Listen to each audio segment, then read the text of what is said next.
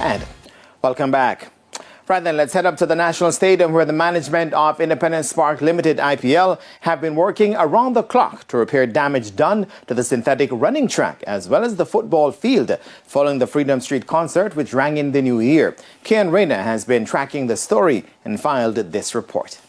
When TVJ Sports visited the National Stadium Thursday afternoon, it was clear, based on the drums and other synthetic material around the track, that work is ongoing to get the facility back into tip-top shape as the Queen's Grace Jackson Track and Field meet approaches on Saturday.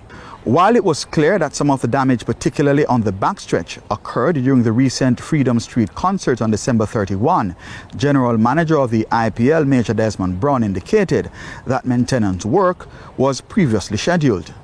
The work was delayed because of Freedom Street. We couldn't start before Freedom Street. We had planned to start it the last week in December. We started in January. It's about complete. We have a meet on Saturday. It will be ready for the meet. We just have 2 little spots left to sort out, and you'll see that we are well on the way. So everything is looking good, sir. With Grand Slam track fast approaching, in April we caught up with Don Lockerbie, the venue director of Grand Slam track. Right now, it may not look its best, but we're here for the long term, and we know that the plans for the stadium renovation are here, and we're willing to be absolutely part of the future of both this stadium and, of course, that track.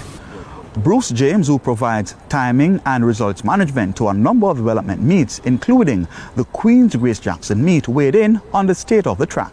Up to today, I was very concerned. Every time that I was here and looked at the track, it looked like it was under a lot of pressure. Today, however, I'm very hopeful. Today's Thursday.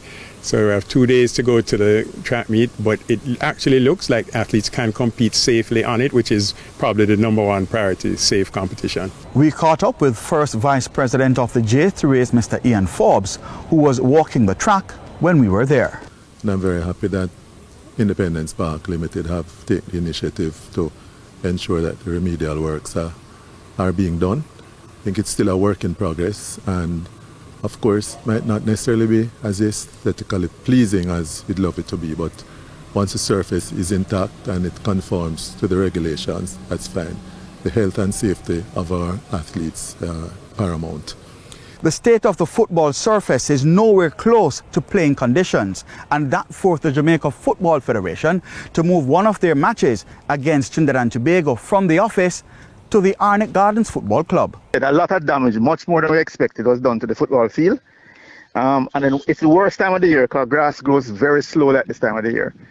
And you'll see when you that we're working on those areas, they're coming back, but they're coming back very slowly.